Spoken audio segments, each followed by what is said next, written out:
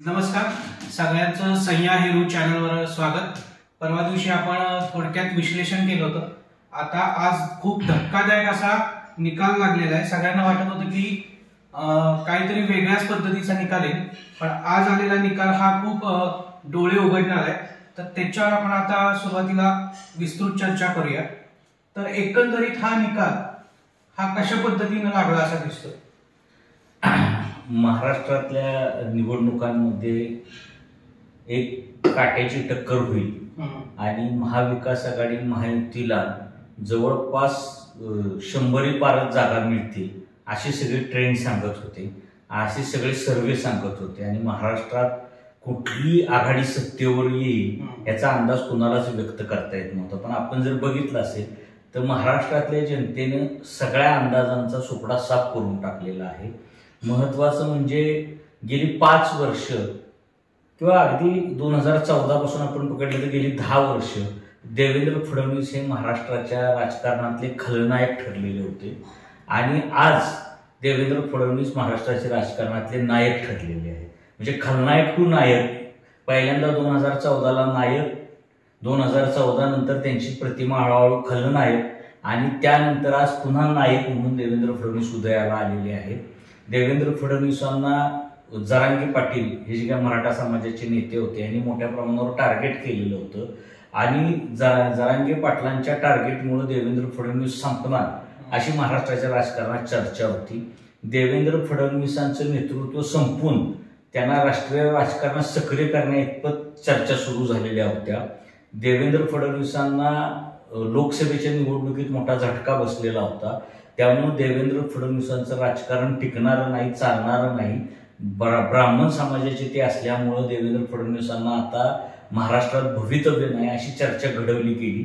परंतु आपण जर एकंदर बघितलं तर 2019च्या निवडणुकीनंतर देवेंद्र फडणवीस हे काही प्रमाणात खलनायक ठरवले गेल्यानंतर 2.5 वर्षांनी जो सत्ता बदल झाला त्यावेळेस देवेंद्र फडणवीसांची भूमिका अशी होती की मी उपमुख्यमंत्रीपद स्वीकारत नाही, मी सत्तेत जात नाही, मी बाहेर राहून पक्षाची बांधणी करतो। देवेंद्र फडणवीसांना पक्षाने ती संधी दिली असती तर आजचा निकाल आणखी वेगळा लागला असता। कारण महाराष्ट्राच्या राजकारणात 1995 पासून 100च्या वर जागा मिळवण्याचा विक्रम सलग 3 वेळा देवेंद्र फडणवीसांनी केलेला आहे। म्हणजे देवेंद्र फडणवीस हे एकमेव नेते आहेत 1995 नंतरचे की ज्यांनी पहिल्यांदा 100च्या वर जागा जिंकल्या, दुसऱ्यांदा जिंकल्या आणि सलग तिसऱ्यांदा जिंकल्या। म्हणजे देवेंद्र फडणवीसांचा विक्रम आता कोणी मोडू शकेल भविष्य काळात अशी परिस्थिती मला वाटत नाही। 2014ला मोदी लाट होती, त्यावेळेस 100 पार केले, 118 जागा आल्या होत्या। 2019ला मोदी लाट होती, त्यावेळेस 105 जागा आल्या होत्या। आज कुठलीही लाट नव्हती, आज महायुती विरोधी लाट होती, देवेंद्र फडणवीस विरोधी लाट होती, तरी सुद्धा आजचा जो ट्रेंड आहे तो जवळपास 128 जागा भाजप जिंकेल।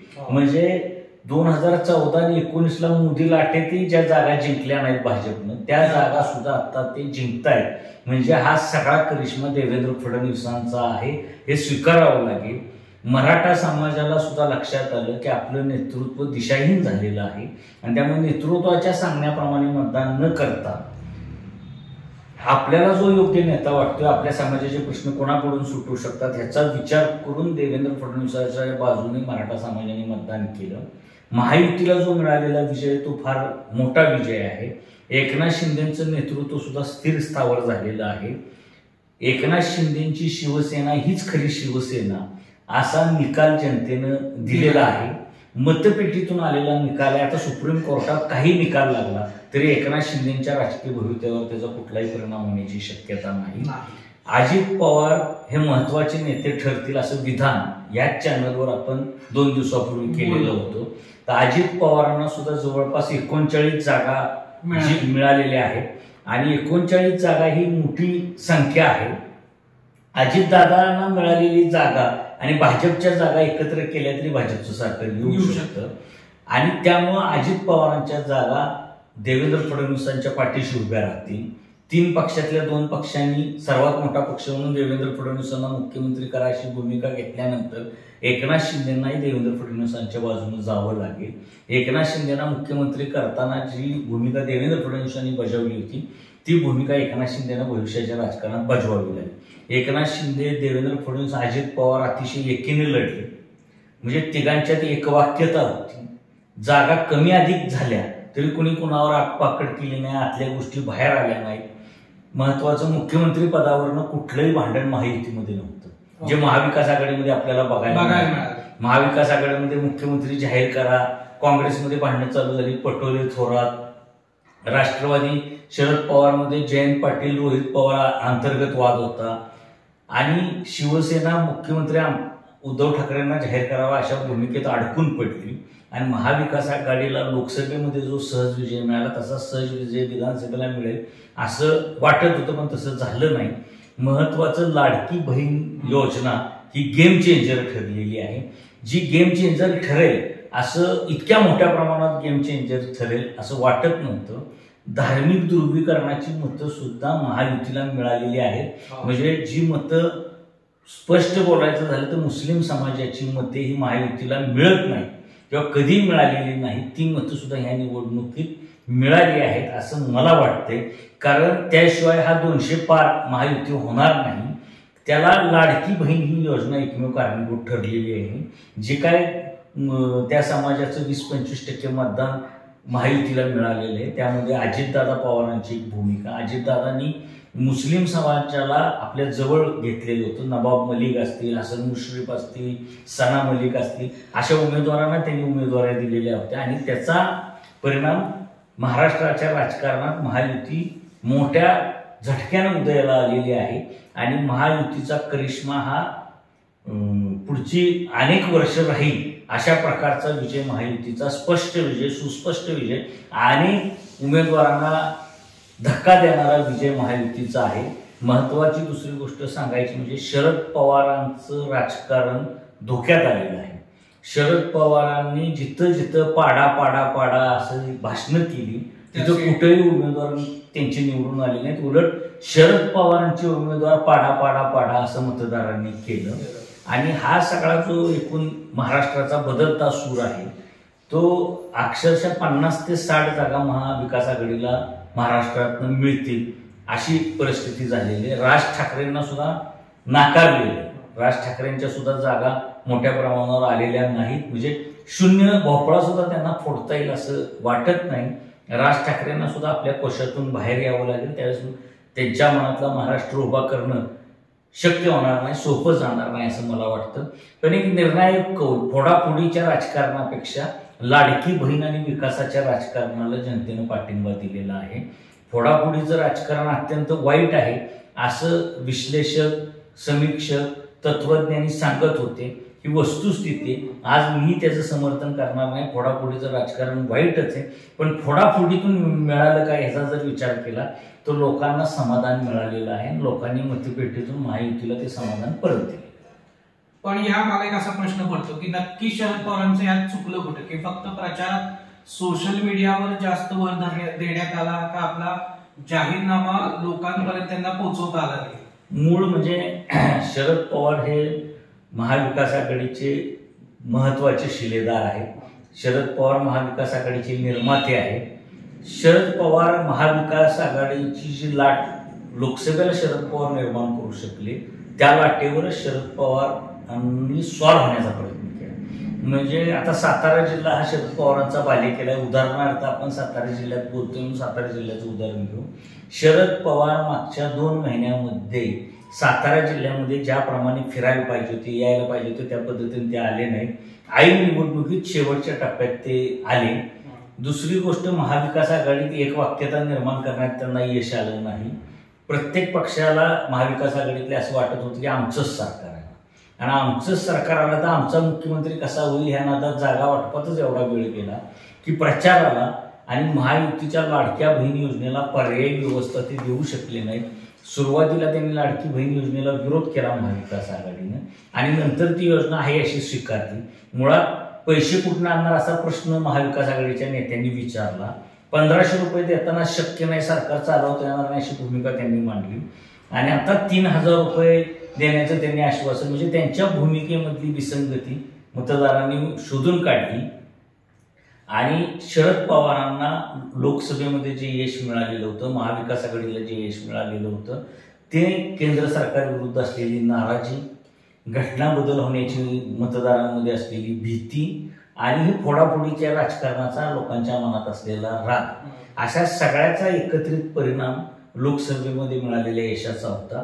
विधानसभेला मुद्दे वेगळे असतात, लोकसभेला वेगळे असतात, ह्याचा विचारच महाविकास आघाडीच्या नेत्यांनी केला. अच्छा, पण यात असं आहे की धार्मिक काल चाललंय का? म्हणजे कटेंगे बटेंगे ही जी बीजेपीची घोषणा होती ही यशस्वी झाली का? 100% यशस्वी झाली. कारण कटेंगे तो बटेंगे, एक है तो सेफ है, ह्या ज्या काही घोषणा होत्या, तर महाराष्ट्रामध्ये जातीपातीचं राजकारण मोठ्या प्रमाणावर गेल्या 10 वर्षामध्ये समोर आलेलं होतं.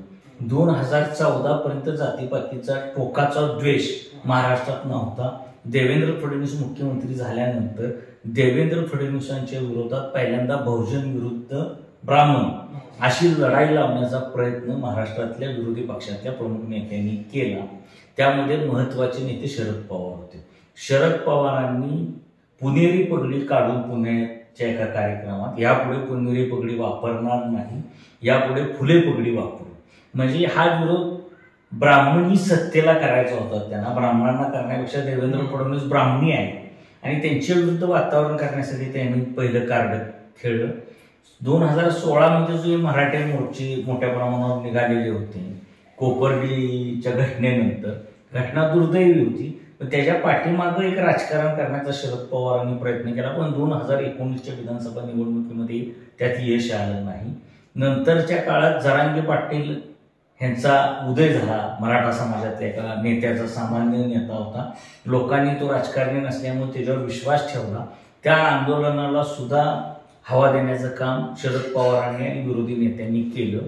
पण नंतर ते आंदोलन एवढं वाढलं, त्या हाताच्या बाहेर गेलं आणि ओबीसी विरुद्ध मराठा असा नवा संघर्ष महाराष्ट्रामध्ये सुरू झाला. आणि ह्या संघर्षामुळे जातीपातीचं राजकारण टोकाला गेलेलं होतं आणि ह्या राजकारणातून आता काय घडेल हे सांगता येत नव्हतं, अशा परिस्थितीत होतं. पण हे जातीपातीच्या राजकारणाला महाराष्ट्रातल्या मतदारांनी मुठमाती दिलेली आहे आणि विकासाचं जे काही महायुतीचं राजकारण आहे त्याला पाठिंबा देण्याचं काम मतदारांनी केले असं प्रथमदर्शनी आपल्याला म्हणता येईल. कारण लाडकी बहीणसारख्या योजनेला लोकांनी किती विरोध केला राजकीय नेत्यांनी, तरी कॉमन माणसांच्या घराच्या वेळेस महिना 1500 रुपये येतात. एका घरात समजा 3 महिला असतील तर 4500 रुपये येतात. आणि ज्यावेळेस ते पैसे प्रत्यक्ष खात्यावर जमा होतात आणि त्या पैशाचा उपयोग त्यांना कधी कुटुंब चालवण्यासाठी, कधी मुलांच्या शाळेची फी भरण्यासाठी, कधी नवऱ्याचा आजारपण असेल, कधी आई वडिलांचा आजारपण असेल, सासू सासऱ्यांचा आजारपण असेल, अशा प्रत्येक गोष्टीमध्ये किंवा दिवाळीसारखा सण साजरा करण्यासाठी असेल, त्या 1500 रुपयांनी महत्वाची भूमिका बजावली. सर्वसामान्यांच्या जीवनामध्ये आर्थिक परिवर्तन आणण्याचं काम लाडकी बहीण योजनेने केलं.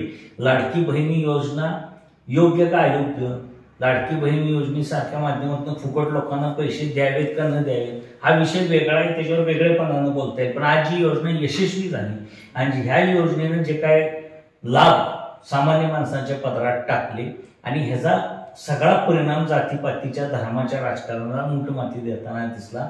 मुस्लिम महिला मतदारांनी सुद्धा महायुतीला मतदान दिलं. फार मोठे 100% दिले नाही, पण 10-20% मतदान हे फिरलेलं आहे. नाहीतर 220चा पार आकडा होणं शक्य नाही असं एकूण मतदारांच्या निकालानंतर जाणवतं. आता आपण साताऱ्याकडे बोलूया. सातारा हा मूळ शरद पवारांचा बालेकिल्ला म्हणायचा, पण यंदा अशी परिस्थिती आहे की 8-0 म्हणजे शरद पवारांची एकही सीट साताऱ्यात नाही. हे कशामुळे? त्याला शरद पवारांचं स्वतःचं राजकारण कारणीभूत आहे. पवारांनी सातारा जिल्ह्यातल्या जनतेला गृहीत धरण्याची चूक केली. आज सातारा जिल्ह्याचं राजकारण आपण बघितलं तर पवार झिरो, उदयनराजे हिरो अशा पद्धतीनं बदलत आहे. उदयनराजेंनी 6 विधानसभा मतदारसंघात मोर्चेबांधणी केलेली होती. उदयनराजे एकमेव नेते होते की जे सांगत होते 8ही विधानसभेच्या जागा महायुतीच्या आम्ही जिंकणार. उदयनराजेंनी 6 विधानसभा मतदारसंघातले उमेदवार निवडून आणण्यासाठी जातीने लक्ष घातलं, मोठे कष्ट केले आणि त्याचा परिणाम पवारांचं राजकारण संपण्यामध्ये झाला. पवारांनी 2 महिन्यामध्ये सातारा जिल्ह्यामध्ये लक्ष दिलं नाही. रामराजेसारखा मोठा नेता पवारांकडे आला परंतु रामराजेंना विधान परिषदेच्या सदस्यत्वाची जी अंगावर त्यांच्या जबाबदारी होती त्या जबाबदारीतून त्यांना बाहेर पडता येत नव्हतं आणि आपलं सदस्यत्व रद्द होईल ह्या काळजीपोटी रामराजे रस्त्यावर उतरले नाही आणि त्याचा सगळा परिणाम हा निवडणुकीच्या निकालावर आपल्याला पाहायला मिळतोय. शरद पवारांच्या पाठीमागे सातारा जिल्हा उभा राहिला. यशवंतराव चव्हाणांचे वारसदार म्हणून शरद पवारांनी जी महाराष्ट्रात आपली व्यापक प्रतिमा निर्माण केलेली होती त्या प्रतिमेतून शरद पवारांना बाहेर पडता आलं नव्हतं किंवा ती प्रतिमा बदलून विकासात्मक प्रतिमा सातारा जिल्ह्यासाठी शरद पवारांनी केली नाही. 2014 ते 2019 त्यांचे गट ढासळत गेले ना, आज पूर्ण ढासळ. पण 1999ची जी निवडणूक आहे त्या 1999च्या निवडणुकीमध्ये 10 पैकी 9 आमदार सातारा जिल्ह्याने शरद पवारांना दिलेले होते, 2 खासदार दिलेले होते. शरद पवारांनी सातारा जिल्ह्याला काय दिलं असा कधी कोणी प्रश्न विचारला नाही. समजा शरद पवारांनी एखाद्या उद्योजकाला शब्द टाकला असता तर साताऱ्यात एखादा मोठा व्यवसाय उभा राहिला असता, मोठी विकासाची कामं झाली असती. बारामती सारख्या तालुक्याच्या ठिकाणी मेडिकल कॉलेज उभं राहतं सरकारचं आणि जिल्ह्याच्या ठिकाणी सातारा जिल्हा असून मेडिकलचं कॉलेज उभं राहण्यासाठी बारामती नंतर साताऱ्याचा नंबर येतो. म्हणजे ज्या सातारा जिल्ह्याने शरद पवारांच्या उंजळीत भरभरून दान टाकलं त्याची झोळी सातारा जिल्ह्याची रिकामी ठेवण्याचं पाप शरद पवारांनी केलं आणि हळूहळू का होईना शरद पवार फक्त सातारा जिल्ह्याचा वापर करतायत हे जनतेच्या लक्षात आलं. आता शरद पवारांचा बालेकिल्ला ते महायुतीचा बालेकिल्ला असा प्रवास अगदी 360 अंशाच्या कोशात बदललेला आहे किंवा 360 अंशाच्या कोनात बदललेला आहे. 8 जागा 8-0 अशी परिस्थिती झालेली म्हणजे 0 भोपळा शरद पवारांच्या हातात सातारा जिल्ह्याने दिलेला आहे. ज्या सातारा जिल्ह्याने शरद पवारांना 100% विजय दाखवलेला होता त्या सातारा जिल्ह्याने शरद पवारांना 0 विजय इथपर्यंत त्यांना त्यांचं उत्तर दिलं की तुम्ही जिल्ह्यासाठी काय केले आता तुम्ही आम्हाला नको. आता साताऱ्यातला जो निकाल आहे की शिवेंद्रसिंह राजे भोसले निवडून आले भरघोस मतांना, माझ्या मते महाराष्ट्रात पहिल्या 3 मध्ये तेच असतील. आणि दुसरा असा प्रश्न की यंदा त्यांना आता मंत्रिपद मिळणार का? 2 गोष्टी. शिवेंद्रराजे हे तसे सिनियर लीडर आहेत. 1998 साली त्यांनी त्यांच्या आयुष्यातली पहिली विधानसभेची पोटनिवडणूक लढवलेली होती. 98 साली त्यांचा पराभव झाला. 2004 साली त्यांनी पुन्हा पहिल्यांदा विधानसभेची निवडणूक लढवली. 2004 ते 2024 सलग 5व्यांदा निवडून येण्याचा विक्रम हा शिवेंद्रराजेंनी सातारा विधानसभा मतदारसंघामध्ये केलेला आहे. शिवेंद्रराजे भोसले यांच्या नेतृत्वाखाली पहिल्यांदाच भाजपाला आजचे दिन जे आपण म्हणतो ते सातारा जिल्ह्यात आलेले आहे. शिवेंद्रराजेंनी ज्यावेळेस भाजपामध्ये 2019 मध्ये प्रवेश केला त्यावेळेस भाजपाची ताकद सातारा जिल्ह्यामध्ये नगण्य अशी होती. भाजपचा एकही आमदार प्रवेश करण्यापूर्वी सातारा जिल्ह्यामध्ये नव्हता. शिवेंद्रराजेंच्या पाठोपाठ अनेक मोठ्या नेत्यांचे प्रवेश भाजपामध्ये झाले. म्हणजे उदयनराजेंनी सुद्धा 6 महिन्याच्या आत लोकसभेचा राजीनामा दिला आणि शिवेंद्रराजेंच्या पाठोपाठ 15 दिवसातच भाजपमध्ये प्रवेश केला. शिवेंद्रराजे उदयनराजे भाजपमध्ये आल्यानंतर भाजपाची एक लाट सातारा जिल्ह्यामध्ये तयार झाली आणि भाजपाच्या नेतृत्वाखाली सातारा जिल्हा पूर्ण कवेत येईल अशी परिस्थिती निर्माण झालेली आहे. मराठा समाजाचा पूर्ण पाठिंबा शिवेंद्रराजेंना आहे. देवेंद्र फडणवीसांना ज्यावेळेस खलनायक ठरवलं गेलं त्यावेळेस शिवेंद्रराजेंनी महाराष्ट्रभर देवेंद्र फडणवीसांची पाठराखण केली आणि मराठा समाजाला पहिल्यांदा आरक्षण हे देवेंद्र फडणवीसांनी दिलं असं शरद पवारांची विरोधी भूमिका घेऊन शिवेंद्रराजेंनी ठोसपणे आणि ठामपणे सांगितलं. शिवेंद्रराजे हे मराठा नेते आहेत, छत्रपती शिवाजी महाराजांचे वंशज आहेत आणि 5व्यांदा निवडून आलेले आहेत. भाजपामध्ये त्यांना मानाचा पान हे भाजपनं दिलं पाहिजे, द्यावं लागेल. नाहीतर महाराष्ट्रातल्या मराठा समाजानं जो काही पाठिंबा आता महायुतीला किंवा भाजपला दिलेला आहे तो पाठिंबा आपण देऊन चूक केली का काय अशी मराठा समाजामध्ये सुद्धा भावना निर्माण होण्याची शक्यता आहे. शिवेंद्रराजे 5व्या टर्मला निवडून येऊन जर तुम्ही त्यांना मंत्रिपद देणार नसाल तर तुम्ही मराठ्यांच्या राजाचा अवमान करताय, मराठ्यांच्या राजाला मान सन्मान देत नाही, अशी प्रतिक्रिया सर्वसामान्य मराठा आणि इतर समाजामध्ये सुद्धा उमटू शकते. शिवेंद्रराजे काय फक्त मराठा समाजाचे नेते नाहीत, ते सर्व जाती धर्माचं नेतृत्व करतात आणि छत्रपती शिवाजी महाराजांचा वंशज हा भाजपमध्ये असणं हे भाजपच्या दृष्टीनं फायद्याचं आहे. महत्वाचं म्हणजे 2 राजांचं मनोमिलन झालेलं आहे आणि ते मनोमिलन आता तुटेल असं वाटत नाही. त्यामुळे उदयनराजे भोसले हे महाराष्ट्राच्या राजकारणात महत्वाचं नाव आहे आणि ते आपला शब्द, आपली ताकद शिवेंद्रराजे भोसलेंसाठी वापरतील. शिवेंद्रराजे मंत्री होणं म्हणजे उदयनराजे मंत्री झाल्यासारखं आहे. सातारा जिल्ह्याचं नेतृत्व आता उदयनराजेंच्या हातात आलेलं आहे आणि हे नेतृत्व आता पुढे 10-20 वर्ष 25 वर्ष आपल्या हातात राहावं, राजघराण्याच्या हातात राहावं अशीच रचना उदयनराजेंची असणार आहे. पहिल्यांदा निवडून आलेले मुरलीधर मोहोळ हे केंद्रात मंत्री होतात आणि उदयनराजे हे 4 टर्मनुसार नंतर सुद्धा केंद्रात मंत्री होत नाहीत. उदयनराजेंना मंत्रिपद दिलं नाही, उदयनराजेंना त्याचं दुःख नाही, पण आता त्यांच्या भावाला जर मंत्रिपद दिलं नाही ते भाऊ वेगळी भूमिका घेऊ शकतात आणि त्याचे परिणाम भाजपला सुद्धा भोगावे लागतील. त्यामुळे एकूण परिस्थिती पाहता शिवेंद्रराजेंचा मंत्रिमंडळातला समावेश हा निश्चित होईल अशी परिस्थिती आहे. पण भाजपमध्ये काही सांगता येत नाही. भाजप कुठल्या पद्धतीनं निर्णय घेईल ह्याची काही शाश्वती नाही. पण उदयनराजेंनी जर ठाम आणि आक्रमक भूमिका घेतली, जाहीरपणे उदयनराजेंनी जर शिवेंद्रराजेंची पाठराखण केली तर भाजपला शिवेंद्रराजेंना मंत्री करण्याशिवाय पर्याय उरणार नाही. थोडक्यात म्हणजे असं म्हणायला हरकत नाही का की बीजेपीच्या दृष्टीनं सातारचे किंग मेकर हे शिवेंद्रराजेच आहे, कारण की लोकसभेचा आपण बघितली इलेक्शन आणि आत्ताची इलेक्शन यात मग की पर्सन हे शिवेंद्रराजेच आहे. की पर्सन शिवेंद्रराजे आहे, पण उदयनराजेंची भूमिकाही महत्वाची आहे. शिवेंद्रराजेंनी लोकसभेची सीट निवडून आणण्यामध्ये फार मोठी भूमिका बजावलेली आहे, हे वास्तव आहे. पण त्यानंतर उदयनराजेंनी जी काय आता 5 विधानसभा 6 विधानसभा मतदारसंघामध्ये भूमिका घेतली तीही महत्वाची आहे. त्यामुळं किंग मेकर एकट्या शिवेंद्रराजेंना आपल्याला म्हणता येणार नाही. उदयनराजे आणि शिवेंद्रराजे मिळून किंग मेकर आहेत. ह्या दोघांचं मनोमिलन जिल्ह्याची राजकारणाची दिशा बदलण्यासाठी उपयोगी ठरलं. शिवेंद्रराजे राष्ट्रवादीतून बाहेर पडले आणि शरद पवारांच्या नेतृत्वाचा आस्त सुरू झाला. ही घटना अतिशय महत्वाची आहे आणि हे सगळं आता देवेंद्र फडणवीसांनी लक्षात घेऊन सातारा जिल्ह्यातली शिवेंद्रराजेंची भूमिका ही मोठी असली पाहिजे, व्यापक असली पाहिजे असं त्यांना ठरवावं लागलं. आता पुढचा आपला एक मतदारसंघ आहे तो वाई मतदारसंघ. मकरंद पाटील तिथनं पुन्हा एकदा निवडून आले. मकरंद पाटील निवडून येतील. आपण आपल्या चॅनलवर परवाच सांगितलेलं होतं की शिवेंद्रराजे आणि मकरंद पाटील हे 2 विजयी उमेदवार आहेत.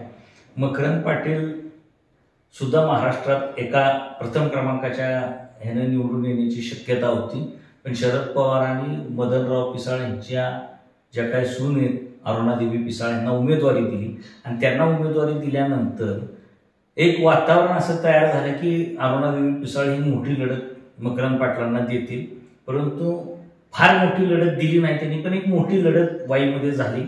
75,000पेक्षा जास्त मतं ही अरुणादेवी पिसाळांना पडलेली आहेत. अजून मतमोजणी सुरू आहे, पण साधारण 50,000पेक्षा जादा मतांनी मकरंद पाटलांचा विजय होईल. मकरंद पाटील हे सुद्धा 2009, 14, 19 आणि 24 असे सलग 4थ्यांदा निवडून आलेले आहेत. मकरंद पाटलांनी सत्ता बदलामध्ये आलेली मंत्रिपदाची संधी नाकारलेली होती.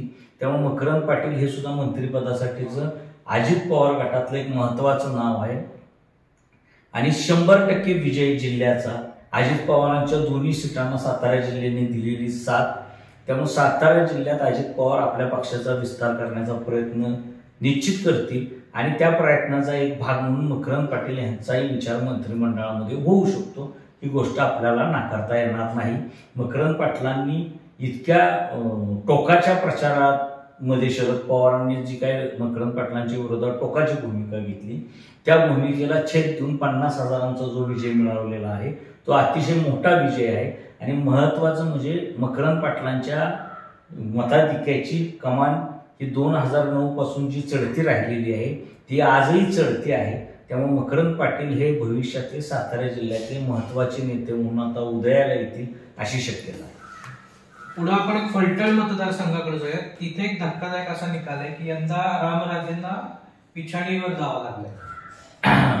मुळात लोकसभेला जी लाट आलेली होती महाविकास आघाडीची, ती लाट विधानसभेला कायम राहील असं कदाचित रामराजेंना आणि रामराजेंच्या कुटुंबियांना वाटलं आणि रामराजेंनी शरद पवारांची साथ करण्याचा निर्णय घेतला. लाडक्या बहीण योजनेचा किती प्रभाव होईल हे रामराजेंच्या लक्षात आलं नसावं किंवा त्यांचे अंदाज चुकले असावे.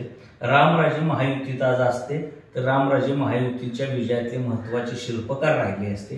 पण शेवटी राजकारणात चढ उतार असतात, राजकारणात पुढं मागं करावं लागतं आणि रामराजेंनी आत्तापर्यंत घेतलेल्या भूमिका यशस्वी ठरलेल्या आहेत. रामराजे महाविकास आघाडीच्या बाजूने गेल्यामुळे महाविकास आघाडी विजयी होईल असं सुद्धा सातारा जिल्ह्यात वातावरण होतं, कारण रामराजे यांना हवेचा अंदाज आधी येतो की सत्ता कुठल्या बाजूला जाणार आहे आणि रामराजेंचा तो अंदाज चुकला. पण ह्यामध्ये रणजित निंबाळकरांचा पराभव रामराजेंनी केला लोकसभेला आणि रणजित निंबाळकरांनी विधानसभेला रामराजेंच्या उमेदवाराचा पराभव करून परतफेड केलेली आहे. रणजित निंबाळकरांच्या नेतृत्वाचा अस्त लोकसभेनंतर होईल अशी परिस्थिती निर्माण झालेली होती, पण 4 महिन्यामध्येच रणजित निंबाळकरांनी रामराजेंच्या उमेदवाराचा पराभव करून माझा अस्त झालेला नाही, माझा उदय झालेला आहे अशा प्रकारचा संदेश दिलेला आहे. रणजित निंबाळकरांचे सहकारी किंवा रणजित निंबाळकरांचे बरोबर काम करतात ते जयकुमार गोरे विजयी झाले.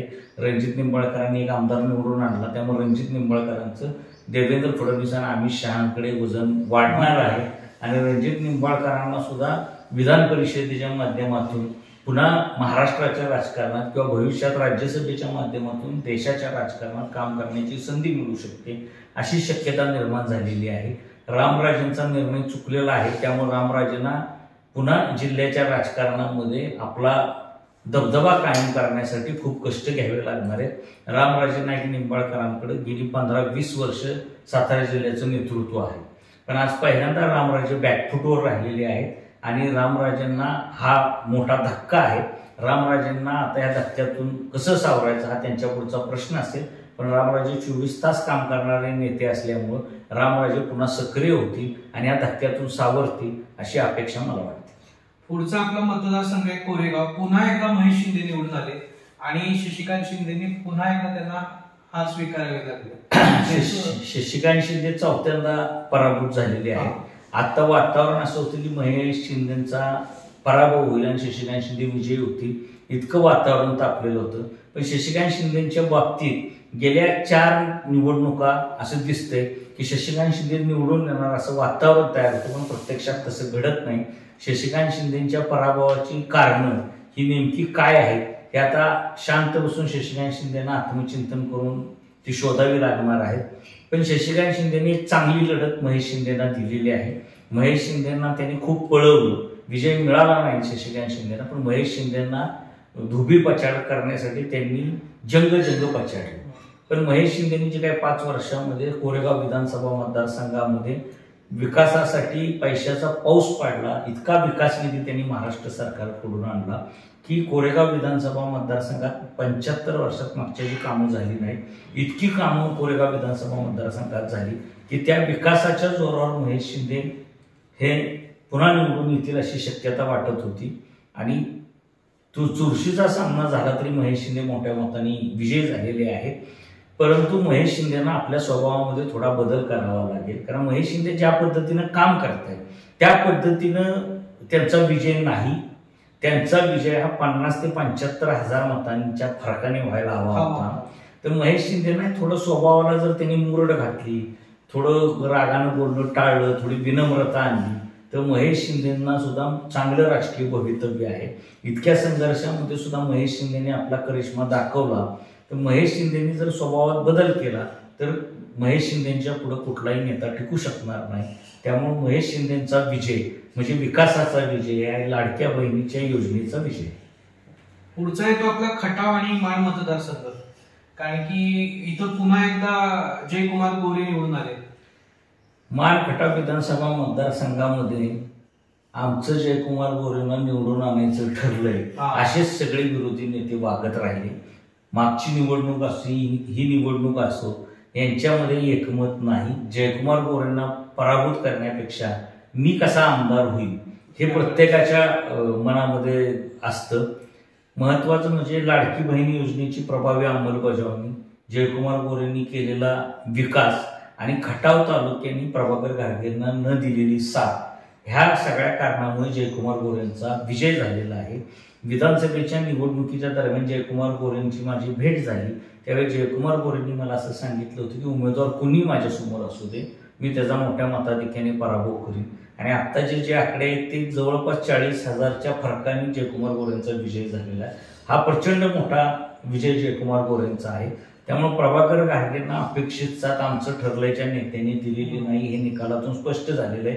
कारण 5-10 हजार मतांनी घारगेंचा पराभव झाला असता तर सगळ्यांनी प्रामाणिक काम केले असं वाटलं असतं. पण आता मला असं वाटतं की कुणीच त्यांचं प्रामाणिक काम केलेलं नाही. सगळे त्यांच्या व्यासपीठावर होते आणि सगळे व्यासपीठावर असतानाही घारगे निवडून येणं, सगळ्यांचं चित्र इतकं प्रामाणिक होतं.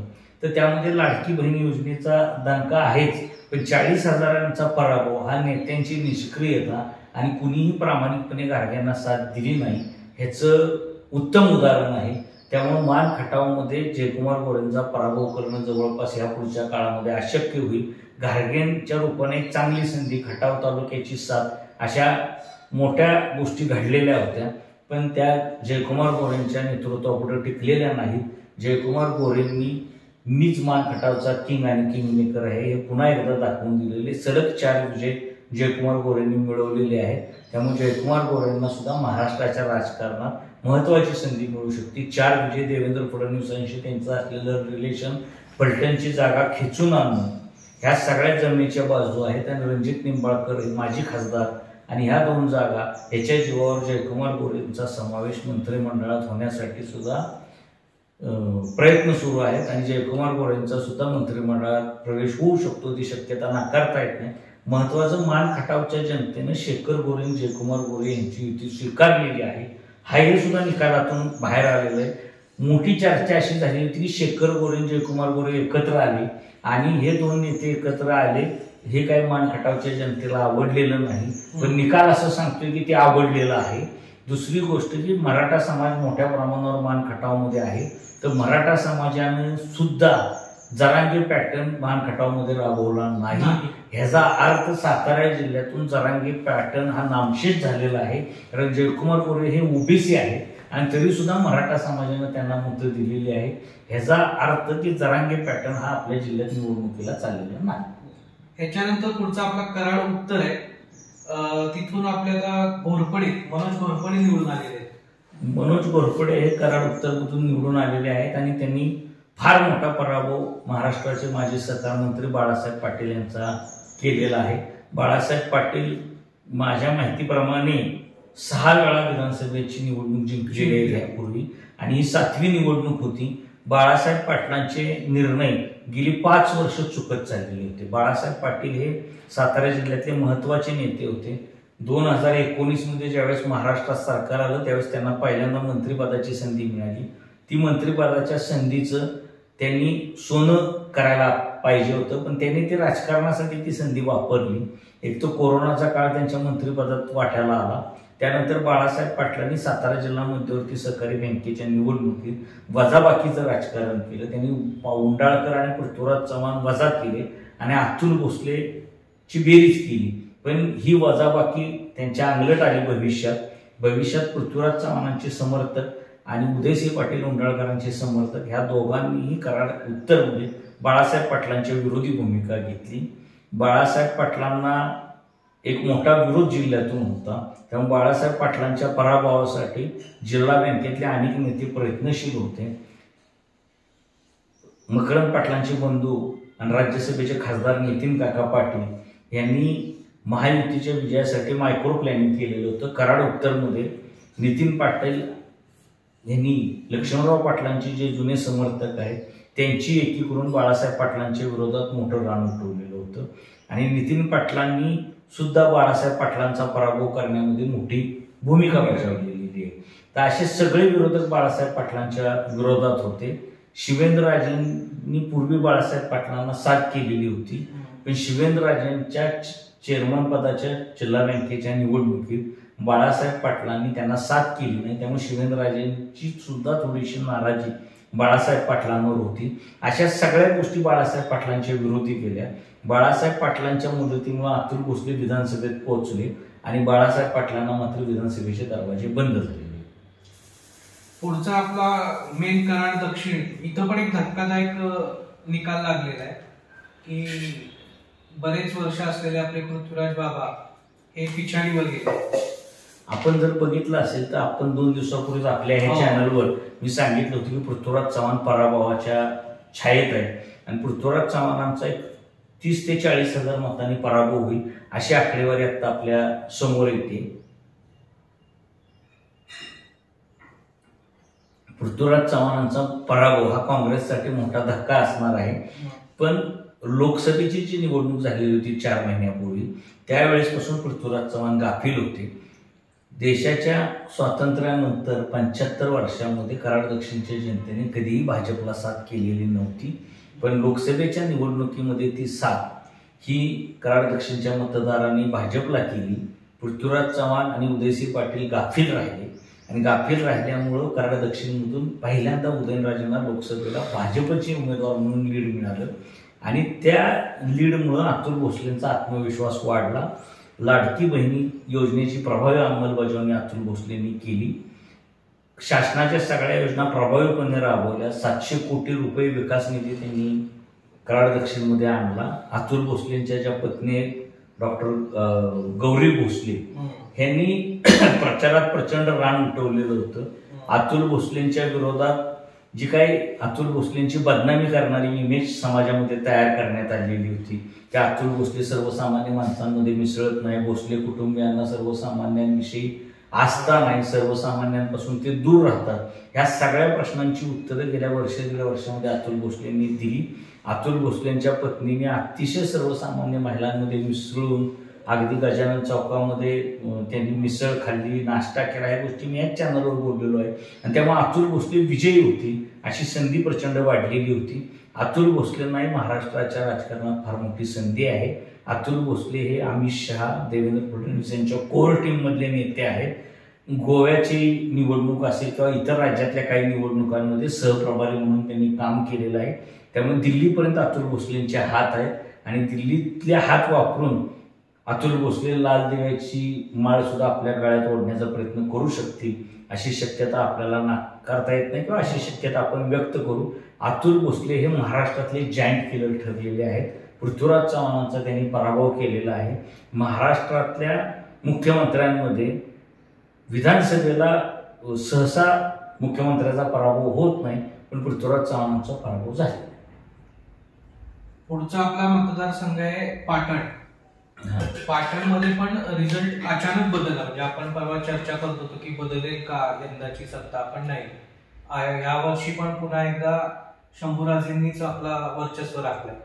मूळ सगळ्या महाराष्ट्रातच लाडक्या बहीण योजनेचा परिणाम झालेला आहे. तो पाटण विधानसभा मतदारसंघातही लाडक्या बहीण योजनेचा मोठ्या प्रमाणावर परिणाम झालेला आहे. शंभूराज देसाईंनी मोठा विकास निधी मागच्या 2.5 वर्षामध्ये पाटण विधानसभा मतदारसंघात खेचून आणला. 3-4 हजार कोटीचा विकास निधी पाटण विधानसभा मतदारसंघात यापूर्वी कधीच आलेला नव्हता आणि शंभूराज देसाईंनी तो निधी खेचून आणल्यामुळे शंभूराज देसाईंना विजय मिळालेला आहे. त्यामध्ये सत्यजित पाटणकरांवर उद्धव ठाकरेंनी एक टीका केली होती की पळापळा निवडणूक आली, प्रचाराची वेळ झाली, असं झाल्यावर सत्यजित पाटणकर कामाला लागतात. सत्यजित पाटणकरांकडे सातत्याचा अभाव आहे.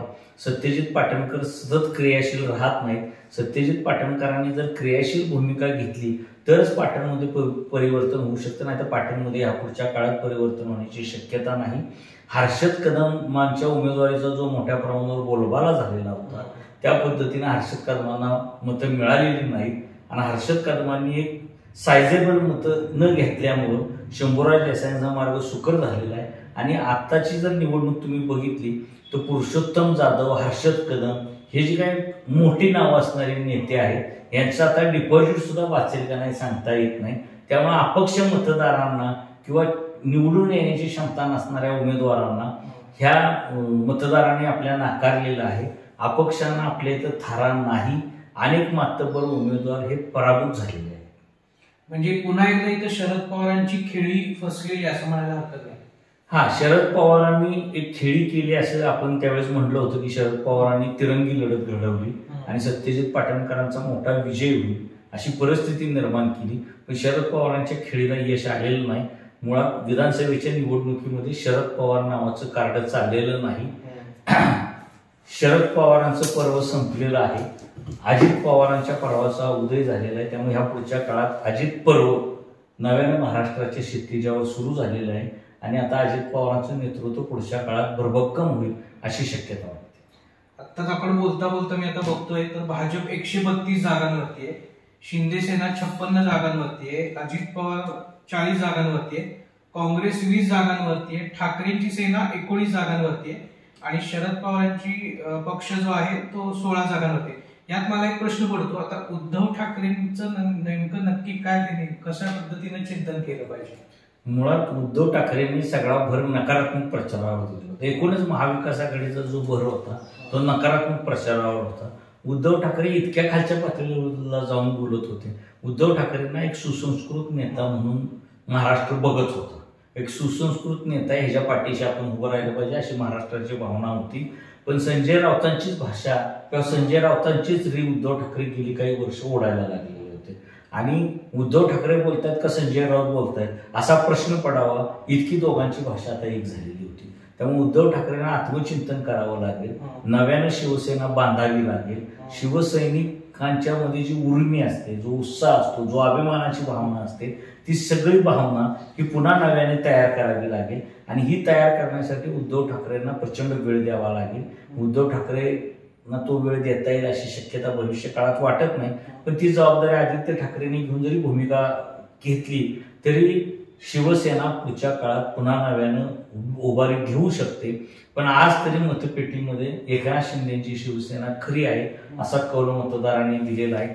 त्यामुळे प्रचंड कष्ट केल्यानंतर सुद्धा सहज मोठं यश मिळेल असं सांगता येत नाही. पण त्यांनी सातत्य ठेवलं तर राजकारणात काही होतं. मतदार 4 महिन्यात आपली भूमिका बदलतात हे या निवडणुकीमध्ये आपल्याला पाहायला मिळालं. तर आत्ताच नुकत्या ह्याच्यानुसार महायुती 229 जागांवरती आहे आणि महाविकास आघाडी 54 जागांवरती आहे. म्हणजे याच्यावरूनच आता आपल्याला असं कळते की महाविकास आघाडीला आत्मपरीक्षण करण्याची वेळ आली की नक्की आपण कुठं चुकतोय हे त्यांना आता पुन्हा एकदा बघायची वेळ आली. कारण की जातीवाचक टीका किंवा अशा पद्धतीचं धार्मिक पद्धतीनं राजकारण खेळून हा कुठपर्यंत लोकांपर्यंत जाता येऊ शकतं हे त्यांना आता कळलं असेल. तर आजच्या 2 दिवसाच्या भागात आपण हे केलेलं होतं विश्लेषण. तर आज पूर्णपणे निकालावर विश्लेषण झालेलं आहे. पुन्हा एकदा विश्लेषण करूया जेव्हा सत्ता येईल, नवीन जेव्हा पक्ष आपल्या ह्याच्यावर पदांवरती येतील तेव्हा आपण मग करूया पुढचं विश्लेषण. आजचं विश्लेषण आपल्याला कसं वाटलं ते आम्हाला जरूर कळवा कमेंटमध्ये आणि आमच्या सह्या हिरो चॅनलला सबस्क्राईब करा, लाईक करा आणि बेल आयकॉन दाबा. थँक्यू.